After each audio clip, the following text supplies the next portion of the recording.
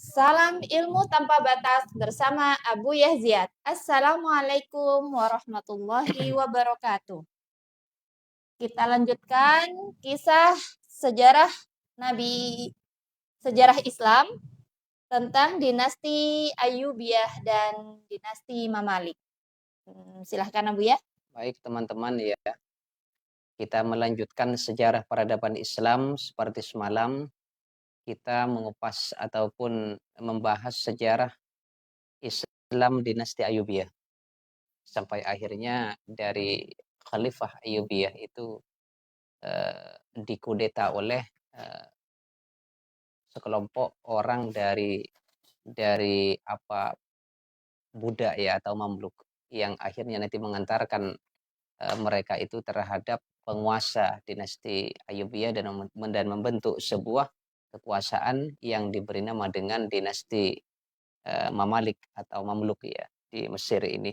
Jadi kalau kita membahas sejarah dinasti Mamalik, tentu kita ini ada hubungannya, ada korelasinya dengan dinasti Ayyubiyah. Karena dinasti Ayyubiyah ini didirikan hanya oleh hanya 9 khalifah ya yang memimpin terhadap kekuasaan dinasti Ayyubiyah di Mesir saat itu, mulai dari Solehuddin Yusuf Al-Ayyubi sebagai peletak dan penggagas pembina dari dinasti Ayyubiyah pertama kali itu sampai terakhir ini Sultan Turanshah atau Malikus Sultan As-Soleh ya.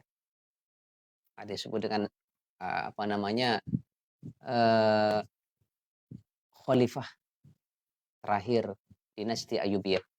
Jadi kalau kita apa namanya ini membahas Sultan Mamalik ataupun dinasti Mamalik ini tentu sedikit mereview dari awal bahwa kerajaan Islam Mamalik atau Khalifah Mamalik ya, ini merebut kekuasaan daripada kekuasaan dinasti Ayyubiyah sejak terakhir sultan yang menguasainya ataupun yang naik tahta adalah Turanshah, keturunan daripada Sultan As-Soleh.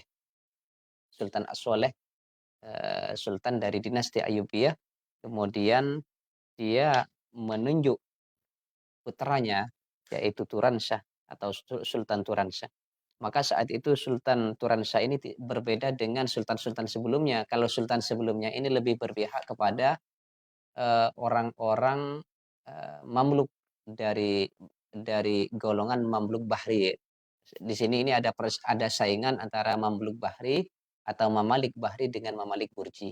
Sama-sama dari kalangan budak, tapi ini bersaing untuk memperebutkan eh, mencari ataupun memperebutkan kekuasaan ya di kalangan istana itu. Lah, ataupun Malikus Soleh atau Sultan As-Soleh ini lebih condong kepada Mamluk Bahri.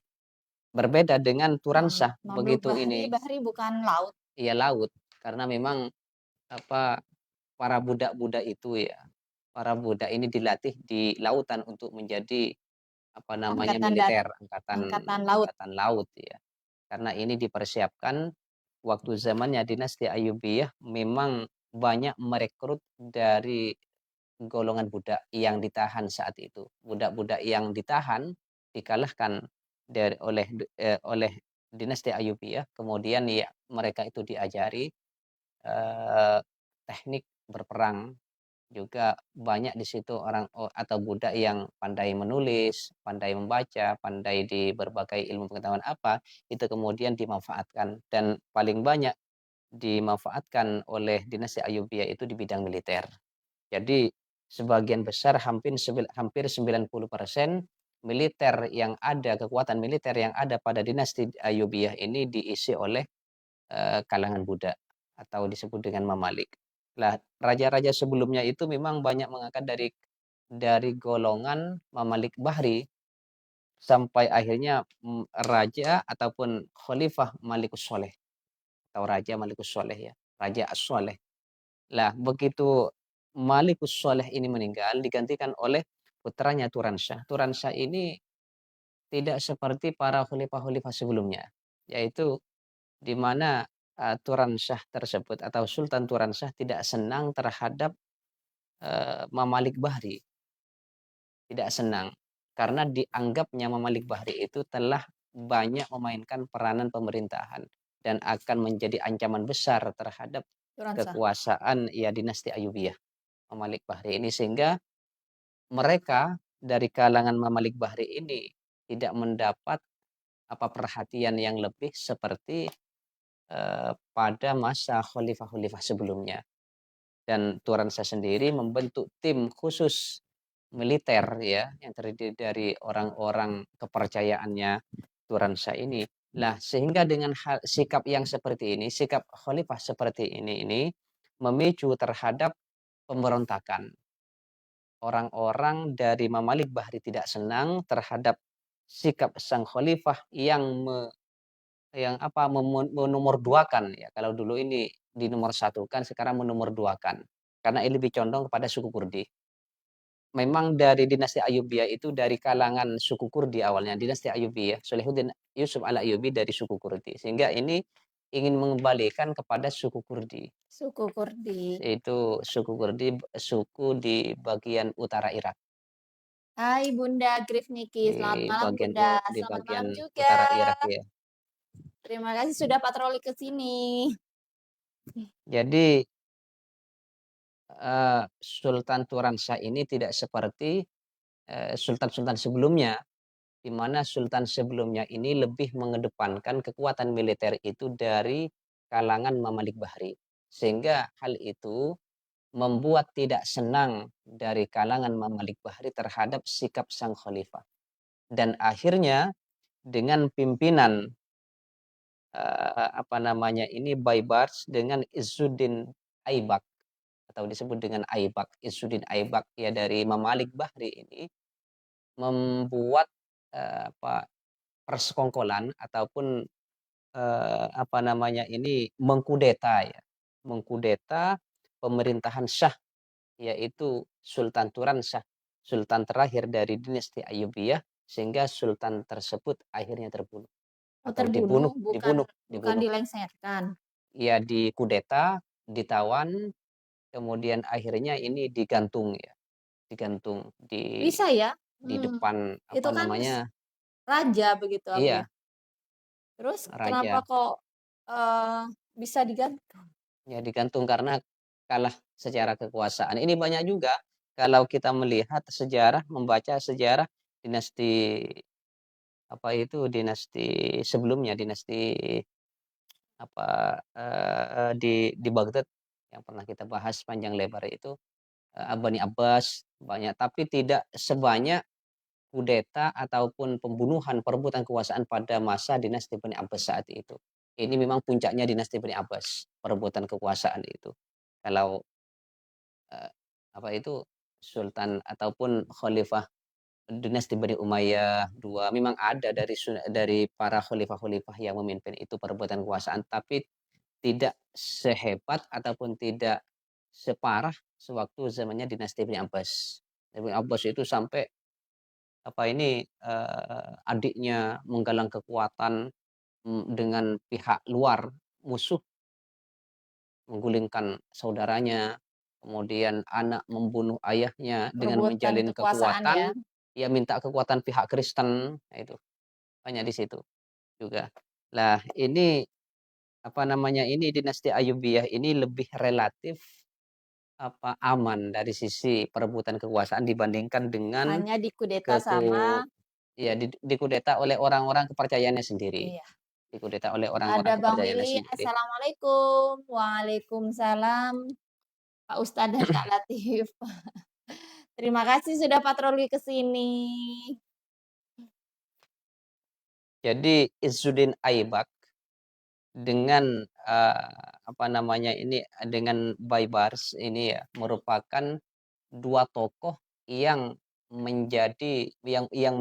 yang mengkudeta ya, kekuasaan Shah dinasti Ayyubiyah, sultan terakhir namanya Sultan Turan Shah, yang menjadi babak baru dimulainya dinasti Mamalik di Mesir. Jadi Mesir itu salah satu negara saat itu yang selamat ataupun, apa namanya ini, peradaban Mesir ini masih ori, masih belum tersentuh, oleh kekuatan-kekuatan besar, baik dari kalangan Islam maupun dari pihak Kristen saat itu. Karena ini kan perangnya ini bukan dari dari pihak Kristen saja, Bukan bukan karena dari agama begitu bukan ya? dari faktor misalkan, eee, kekuasaan Romawi yang kebanyakan itu Kristen, juga kemudian raja-raja Kristen yang lain, tetapi di sini juga perang antara sesama muslim karena kenapa kok demikian? Karena ini kan apa, sama-sama menunjukkan kekuatan. Yang raja-raja Islamnya itu Iya, ya? sama-sama menunjukkan kekuatan. Jadi saat itu memang di dunia ini ada 3 kerajaan Islam, ada 3 kerajaan Islam yang sangat terkenal di abad pertengahan ini, Baghdad, dinasti Bani Abbasiyah, dinasti Bani Umayyah II di Spanyol, dinasti Fatimiyah yang berujung dinasti Fatimiyah ini dikuasainya atau direbut oleh dinasti Islam juga, dinasti Ayyubiyah dan dilanjutkan dengan mengkudeta Turanshah Sultan terakhir Mhm. dinasti Ayyubiyah itu oleh apa namanya ini, Izzuddin Aibak ya. Jadi Itu Izzuddin Aibak ini berubah menjadi dinasti apa setelah dinasti Mamalik di dinasti dalam sejarah Mamalik? dinasti Mamalik, Jadi dinasti dinasti Mamluk ya atau dinasti Mamalik sama. ini yang maksudnya, para budak yang dibebaskan itu menjadi kuat begitu? Iya, ia memainkan menjadi khalifah Oh, menggantikan. Awalnya kalau Mamalik atau budak-budak yang awalnya ditahan, ini kemudian dilepas dan dijadikan sebagai angkatan angkatan militer militer. laut, Jadi mhm dinasti Ayyubiyah itu merekrut banyak dari kalangan budak, mhm. kekuatan militernya ini. Tapi tidak hanya dinasti Ayyubiyah, dinasti Iksid, dinasti sebelumnya di Mesir itu sudah biasa merekrut dari kalangan budak. Untuk mereka yang apa, ya berperang melawan musuh-musuh dari negara itu. Nah, ini memang rata-rata memang dari budak. Lah sampai akhirnya dinasti Ayyubiyah ini berkuasa tahun 1171 di Mesir, tradisi pengangkatan, budak sebagai apa, sebagai, kekuatan militer di dalam sebuah pemerintahan saat itu masih berlanjut. Sampai akhirnya budak yang awalnya itu hanya dijadikan sebagai alat ataupun apa ini, bagian orang-orang di bawah, eee, sultan ataupun penguasa saat itu, dia mengkudeta sang khalifah sendiri. Karena kekuatan yang ada di dalam suatu negara ini, Oke.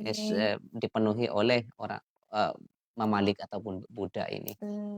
Ini ada Jadi Bunda Lela Ita Salham, Masya Allah, terima kasih Bunda. Katanya Bunda Grif Niki suaranya hilang Bun, jangan mati. nah, itu baru terkenal Hmm, dan orang, apa namanya, raja-raja kecil di daerah Mesir ataupun ya apa, di Jazirah Mesir di lah. jazirah ya, Hmm, di bagian ya, hmm. negara-negara Islam itu tunduk terhadap kekuasaan dinasti Mamalik ini setelah terjadinya pertempuran Antara antara apa, dinasti Mamalik dengan pihak Romawi saat itu, yang dikenal dengan Ainul Jalut. Perang Ainul Jalut ini tahun 1260, di mana kekuasaan Romawi yang begitu besar itu dikalahkan oleh Atabek Tutus namanya itu, anak daripada Izzuddin Aibak. Jadi dipukul mundur dan baru orang itu mengakui, "Lah ini hebat." Ataupun, Mamalik, orang-orang ataupun budak-budak yang ya menjadi penguasa itu berarti diakui eksistensinya. bahwa benar-benar Eksistensinya, apa namanya ini, kekuatan dari Mamluk, Khalifah Mamluk ini. Kalau ya awalnya karena dipandang begitu biasa karena memang ini kan orang yang sudah, mereka ini kan orang yang sudah mengerti terlatih dan tentang dia sudah apa, terlatih kan? berperang. Iya, Mamluk dari kalangan Mamluk Bahri ini memang dilatih khusus untuk berperang. Beda dengan, Mamluk Burji, ini tidak begitu paham tentang peperangan. teknik peperangan dan pemerintahan. Kalau ini pemerintahan juga ya Bisa bisa ya, pintar, kemudian juga di Untuk urusan lapangan peperangan juga lapangan, ya bisa ini. Sehingga ini juga terjun ke perang mendominasi juga terhadap bisa. segala lini dan urusan pemerintahan itu.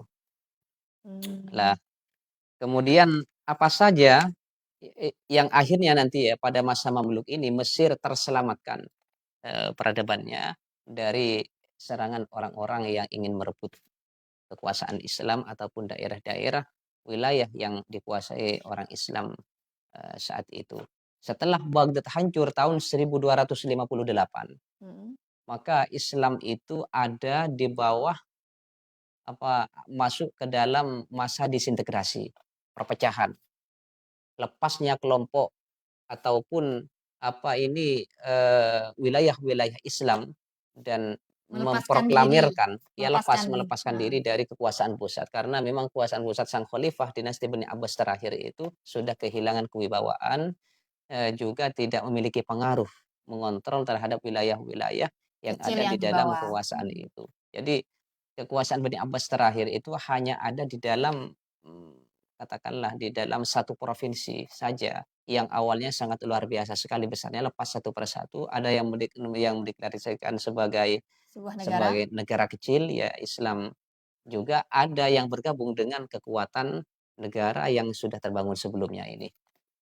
Lah, Mesir saat itu ada di posisi ada di bawah kekuasaan dinasti Ayyubiyah, ada juga dan dilanjutkan dinasti Mamalik yang selamat dari serangan, Hulagukan yang menghancurkan peradaban Islam di Mesir sampai semua terbunuh dan buku-buku ilmu dibakar. pengetahuan dibakar. Semua hampir perpustakaan di Mesir itu yang menjadi khazanah ilmu pengetahuan yang dibangun sebelumnya para sang khalifah ini dibakar dan dibuang ke sungai sehingga sungai tadi di dalam sejarah yang awalnya jernih Jadi maka warna merah, menjadi merah ataupun hitam hitam. ya karena dengan darah yang ditumpahkan Apakah ke itu situ. Sungai Nil? Bukan? Ya, bukan bukan Sungai Nil ini. Mmm, Sungai yang ada di daerah itu, bukan bukan bukan namanya Sungai Nil. Sungai Dajelah Dajelah ya kalau nggak salah ini. Itu menjadi saksi bisu terhadap tumbangnya, pendidikan. peradaban Islam yang ada di Baghdad yang menjadi rujukan Islam dunia saat itu, tidak hanya lambang dari sebuah negara kekhalifahan berakhir di Baghdad, berganti berganti ke Mesir ya, tetapi itu juga menandai hancurnya peradaban saat itu. Ini yang tercatat di dalam sejarah. Mesir belum tersentuh, Hulagu kan mau masuk Mesir tapi dihadang oleh tentara, Mamluk itu bukan? ini Shalihuddin Al-Ayyubi. Sehingga Mmm, ini orang yang sangat berjasa besar kerajaan Islam dinasti Ayyubiyah, kemudian, Mamalik maksudnya untuk menyelamatkan Mesir begitu menyelamatkan ya? peradaban Mesir. Dinasti Ayyubiyah yang Iya, menyelamatkan kota kota Mesir Mesir dari, ini dari serangan, serangan tentara Tartar, Mongol Tartar. Oh, yang keturunan Mongolia ya? dari Genghis Khan itu, Mhm. Hulagu Khan, kemudian nanti Timur Leng. Itu beberapa kali serangan tapi tidak sampai masuk ke Karena ke pertahanan Mesir. Pertahanannya bagus Al-Ayyubiyah dari situ. Karena mantap. memang juga kan dari Hulagu Khan ini kan Mhm. meremehkan kekuasaan Islam setelah dia mencaplok dan berhasil menumbangkan Baghdad. Itu kan kerajaan Islam dunia saat itu bisa ditaklukkan, apalagi Cuma hanya Mesir kecil tersisa itu. Mesir, kemudian dinasti-dinasti Islam yang lain yang Tapi belum tersentuh ke ternyata sana itu. alhamdulillah tidak dicaplok ya sama Iya, Mongolia itu. belum. Makanya kalau ada satu-satunya negara Islam yang masih original ya, masih asli peradabannya belum tersentuh oleh oleh kehancuran oleh ya kehancuran ya, saat peradaban Islam ini sudah punah itu adalah Mesir dari serangan-serangan, apa apa itu, tentara Mongol dari Asia ini Oke, ini yang hampir assalamualaikum Bu menguasai Chan, selamat dunia. malam nih Mak. Terima kasih Bunda Nonon Kairani dari Garut, teman duetku tadi pagi. Besok kita duet lagi ya. Oke, terus bagaimana Bu ya? Kemudian peradaban, ilmu pengetahuan ya, yang ada pada masa dinasti Mamalik ini. Jadi juga sama menorehkan sejarah ilmu pengetahuan. Jadi walaupun seperti kemarin perang sering terjadi, baik antar kalangan kelompok umat Islam maupun dengan pihak Kristen, tidak mematikan proses berpikir para ilmuwan saat itu terus berlanjut. Ya, buktinya dari dinasti Bani Abbas, kemudian dinasti apa namanya ini, eee, a eee, Setelah Abbasiyah Spanyol Mamalik. Spanyol itu Oh, ya, dinasti Bani Umayyah II Spanyol, Fatimiyah, atau sudah terjadi peperangan yang sangat luar biasa, tetap terbangun intelektual daripada di mana ilmuwan itu? yang Di ada di Mesir itu? di di Mesir itu. Salah satu di antaranya di bidang sejarah adalah Ibnu Khaldun. Ibnu Mmm, Khaldun ini seorang sejarawan ya muslim. Juga ini dikutip pada saat kita ingat, apa itu, dinasti Fatimiyah kalau nggak salah ya, dinasti Fatimiyah juga jadi disebut di sini mungkin ini. apakah itu salah satu, Muqaddimah, yang punya kitab eee, Muqaddimah ini, siapa terkenal namanya? sebagai Ibnu Khaldun. Ibnu Khaldun, Iya, Ibnu Khaldun. sejarawan? Iya, ahli sejarah, Jangan-jangan sejarawan. itu tokoh muslim yang Abuyah fans? Karena, saya lihat-lihat Abuyah ini suka dengan sejarah Islam. Ya? Iya, iya termasuk ini juga pemikirannya bagus ini. Rifkan Ibnu Ya Khaldun ya ini karena bagus. ilmuwan pasti bagus Tapi Abuyah. saya tidak banyak juga membaca tentang kitab-kitabnya Ibnu Khaldun ya. Oh, Kemudian juga, di bidang kedokteran ada Abul Hasan Ali An-Nafis. Ini yang sangat terkenal juga juga apa, ini terkenal di dalam sejarah Islam menemukan, peredaran darah ke jantung itu. mmm, Ini, jadi Abul tokoh Islam Hasan ya? An-Nafis. Kalau ini sudah Ilmuwan muslim iya, sebenarnya yang ini, yang se menemukan sedag se peredaran darah ke jantung. iya, sedikit, apa namanya, ini modern, sedikit modern, sedikit ada semacam, Penelitian. pengembangan-pengembangan. Kalau waktu zamannya dinasti Bani Abbas, Ibnu Sina, itu hanya hanya ilmu kedokteran ini di bidang apa, misalkan, penyakit menularnya itu. Mmm, Tapi ini sudah ada sedikit penemuan-penemuan, dikembangkan baru nanti puncaknya di Eropa itu. Setelah nanti ada spesialisasi, ada perawat, atau sekarang itu ada bidan, ada apa dan sebagainya itu. Itu sudah disendirikan. Nah, kalau dulu masih menyatu ini. Kemudian dokter juga umum semua gitu iya, maksudnya ya, ada Bu, ya? dokter hewan juga ada di sini ini. Mmm, Abdul Ma'min Dimyati, ya dokter hewan di sini, yang punya kitab Fathul Khail, yaitu keunggulan pasukan berkuda ya. Ini dokter hewan ada sejak masanya dinasti Mamalik. Kemudian juga di bidang farmasi ada Al-Qutin, ada Attar, ini nama-nama Arab semua ya. Juga di bidang kedokteran ada Ar-Razi, alhamdulillah ilmuwan muslim maksudnya ya, ya, Bu, ya? Al-Imam Muslim. Jadi Jadi kita harus bangga menjadi ya jadi seorang muslim karena memang, banyak, menoreh dalam pendidikan Islam juga mhm, ya, Bu, ya? jadi ilmu kedokteran itu kalau baca misalkan di dalam kitab Ihya Ulumuddin ya, ilmu kedokteran itu masuk di dalam bagian fardu kifayah yang sangat penting sekali. Sangat penting sekali. Apa itu? Artinya apa? Kalau dari sekian banyak orang itu tidak ada yang mengerti, maka dosalah semua. Ilmu kedokteran ini penting. Ilmu kedokteran itu menjadi bagian ilmu yang apa? Ilmu bagian daripada ilmu yang sangat utama kata Imam Al-Ghazali. Harus dipelajari ilmu kedokteran Karena ini. Ya karena memang tanpa ada dokter itu jadi apa, kemaslahatan hidup ataupun kehidupan seseorang ini tidak berjalan dengan normal kan begitu. karena Kalau banyak memang orang yang kita sakit, ya membutuhkan dokter iya lah maksudnya. bagaimana dia itu bisa memimpin sebuah negara kalau dianya sakit. Bahkan para sang khalifah dulu itu punya tabib pribadi, dokter pribadi. Ada juga yang sangat terkenal dokter pribadinya khalifah, apa dulu, dinasti Bani Abbas Al-Ma'mun ya namanya ini, eee, Al-Hunain. Al-Hunain ini seorang dokter Kristen yang sangat terkenal diangkat sebagai dokter pribadi. Jadi Sama raja? sama sama Khalifah Al-Ma'mun, Oh, Khalifah Al-Ma'mun. iya. Itu di Hunain, Mesir juga? Atau di mana? kalau Al-Ma'mun itu kan dinasti Bani Abbas di Baghdad, Oh, di pernah Baghdad. kita bicarakan. Jadi yang mengembangkan ilmu pengetahuan itu tidak hanya orang Islam saat itu, tidak hanya walaupun Iya. didominasi orang Islam, ada pihak Kristen. Ya ini terbukti Al-Hunain. Hajat Al-Hunain ya kalau nggak salah itu, tapi saya ingat Al-Hunainnya lupa ini, apa Hunain Al-Mansur apa Hajat Al-Hunain. Ini seorang, Kristen Nestarian ya, yang juga menjadi pengawalnya, khalifah, dokter pribadinya khalifah, dan ini juga disuruh oleh khalifah untuk menerjemahkan buku-buku yang dari Yunani itu diterjemahkan ke dalam bahasa Arab saat itu. Dia Oh, penerjemah yang sangat handal sekali. Sehingga orang-orang juga banyak mengambil ilmu dari Hunain ini. Sewaktu zamannya, dinasti Abbasiyah. dinasti Abbasiyah, khalifahnya adalah Al-Ma'mun. Khalifah Al-Ma'mun adalah khalifah yang sangat cinta terhadap ilmu pengetahuan sampai ada sebuah pepatah itu ataupun ucapan sang khalifah ya, ucapan sang khalifah kalau nggak salah ini,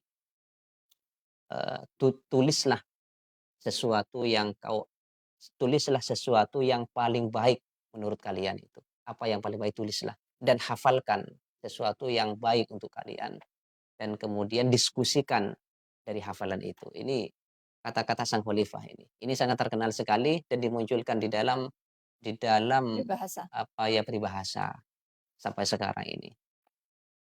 Ya, Ya kan itu benar, ilmu itu pengikatnya adalah tulisan. Jadi kita apapun yang kita sukai harus kita tulis untuk kita ulang-ulang, menjadi vibes positif diri ya, kita masing-masing, begitu ya, Bu, ya mungkin, maksudnya ini, ya karena dia khalifah. cinta terhadap ilmu pengetahuan. Dari Harun ar-Rasyid, Al-Ma'mun itu memang tercatat dalam sejarah 2 khalifah ini yang mengembangkan ilmu pengetahuan. Jadi kerajaan Islam mulai dari dulu, kalau dinasti Bani Umayyah pertama di Syria itu banyak menyumbangkan wilayah teritorial terhadap dunia Islam. Kemudian dilanjutkan dinasti Bani Abbas banyak menyumbangkan pengetahuan.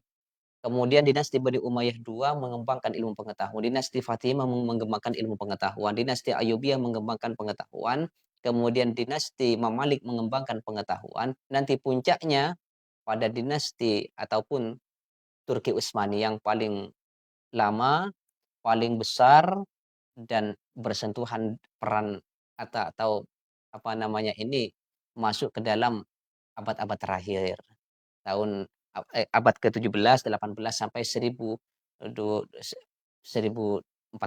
itu. Bukan Oke. 1400 jadi di abad terakhir munculnya nanti NU dengan Muhammadiyah itu nanti runtuhnya Turki Utsmani di situ. Oke, mungkin ada tambahan lagi ya, Bu, ya? Ya yang terakhir itu juga ada di bidang matematika Abul Faraj At-Tibri. Kemudian agama Ibnu Taimiyah. Lah Ibnu Taimiyah Al-Hambali ini yang sangat terkenal gurunya Wahabi. Nah, kalau kita belajar Wahabi, ya ini gurunya Wahabi muncul di masa pemerintahan dinasti Imam Malik. Kemudian Jalaluddin Asyuyuti di bidang tafsir kalau agama itu. Al-Itqan fi Ulumil Quran yang sangat terkenal. Itu Tapi bukan kitabnya Wahabi ya, Bu, ya? bukan kalau ini. Kalau Ibnu Taimiyah ini peletak nanti dasarnya itu diikuti oleh Wahabi. Wahabi itu kan mengikuti Ibnu Taimiyah kemudian Ibnu Qayyim. Dan itu nanti dasarnya ke sana ini. Kemudian juga Ibnu Hajar Al-Asqalani pakar di dalam ilmu hadis, juga yang sangat terkenal ini ahli hadis. Ibnu Hajar ada dua, Ibnu Hajar Al-Asqalani di bidang hadis, ada Ibnu Hajar Al-Haytami di bidang fikih hukum Islam. Tapi ini yang tercatat adalah di bidang hadis. Syarahnya Fathul Bari ya. Bu, Syarahnya kitab apa? kitab Ya Fathul kitab Bari. kitab hadis Bukhari Muslim, Sahih Bukhari itu. Ini Nanti ya, disyarahi Fathul Bari nggak ada di sini. bukannya ini, Ya syarahnya ini, Bulughul Maram, bukan? syarahnya ini, nih syarahnya ini. Oh, Kitab yang paling sahih punya Bukhari itu disyarahi oleh disyarahi Fathul Bari yang ditulis oleh Ibnu Hajar Al-Asqalani. oke. Yang sangat terkenal. Kemudian juga Muhammad Al-Busiri, pengarang Burdah, lahir pada masa pemerintahan ataupun dinasti Imam Malik yang terkenal di Burdah-Burdah itu, ya. Burdah ya. Burdah Al-Busiri yang ada sejarahnya sakit stroke bermimpi dengan Rasulullah yang akhirnya diusap oleh Rasulullah langsung sembuh. Nah, itu Wow, Al-Busiri. Di bidang, di bidang astronomi yang terakhir juga Nasiruddin At-Tusi. Jadi kemundurannya apa? Kehancuran besok dinasti. ya. Ini hanya sedikit ini. Ya sedikit. Yaitu ketika masa pemerintahan masa pemerintahan dinasti Mamalik ini beralih diambil alih oleh Mamalik Burji. Nanti Mamalik Bahri, Mamalik Burji, maka para sang khalifah itu tidak memiliki pengetahuan di bidang pemerintahan sehingga mengatur pemerintahan ini tidak begitu baik. Dan Oke. raja terakhir kemudian itu kalah dengan berhadapan dengan Turki Utsmani yang dipimpin oleh Sultan Salim I dari Turki Utsmani tahun 1517 dan berakhirlah kekuasaan dinasti Mamalik saat itu dan diganti oleh Turki Utsmani menjadi babak awal berdirinya Turki Utsmani. Oke, ya Buya, mumpung masih bulan Rajab, coba kita beri semangat untuk puasa lagi besok. Nah, ya Buya, kita kasih semangat untuk puasa lagi besok. Ya, bulan puasa itu kan apa namanya ini juga kalau bulan apa Rajab ini latihan kita berpuasa, nanti puncaknya di bulan Ramadan kan begitu. Jadi kita Jadi harus dianggap banyak latihan berpuasa. begitu atau Ya bagaimana? ibadah, cuman Hmm. kan perlu sebagai Katanya awal ya. orang-orang dulu itu malah banyak yang puasa sebulan penuh di bulan Rajab, benar Buya? Kalau saya kurang tahu juga, tapi saya menemukan keterangan makruh kalau kalau sebulan itu. Oh, Kalau full begitu. sebulan di bulan Rajab ini makruh biar tidak menyerupai Bulan Ramadan. bulan Ramadan. Yang baik menurut versinya Al-Ghazali dalam kitab Ihya Ulumuddin ini, hendaklah berpuasa di bulan Rajab itu, dengan menjadikan puasa tersebut berada di hari-hari utama. Seperti Misalkan, Senin. puasa bulan Rajab hari Senin. Oh, Jadi pahalanya dapat 2. Apalagi mengkodok dapat 3, mengkodok bulan Ramadan, bertepatan hari Senin Seninnya juga dapat, kemudian Rajabnya juga dapat. Jadi sekiranya tidak dikosongkan. oh Makanya begitu. ada hadisnya, puasalah tinggalkan, puasalah tinggalkan, puasa tinggalkan. Artinya apa? Puasa Jadi itu apa? Selang-seling. dikasih jeda lah, dikasih Oh, jeda. Sehingga dengan mengacu hadis tersebut Imam Al-Ghazali ini mentafsirkan maka hendaklah kalian berpuasa disesuaikan dengan hari-hari yang utama itu. Ya hari Senin tapi atau ada 10 hari keterangan, sebelumnya juga nggak apa-apa, iya, keterangannya itu dari tanggal 1 sampai tanggal 10 begitu tanggal Bu ya? 30. 10. Tanggal 1 sampai tanggal 10 lebih baik berpuasa berturut-turut atau bagaimana? Enggak, Imam Ghazali enggak seperti itu. Oh, Karena ada ya versi lain mungkin ya? dari versi lain ada seperti itu, tapi saya tidak menelaah secara cermat ya, tidak menelaah secara teliti, hanya melihat sepintas di dalam kitab Ihya Ulumuddin itu kalau Imam Ghazali kalau bicara fikih ini banyak khilafnya, banyak Iya. kontroversi. Ada menurut ini banyak sekali itu.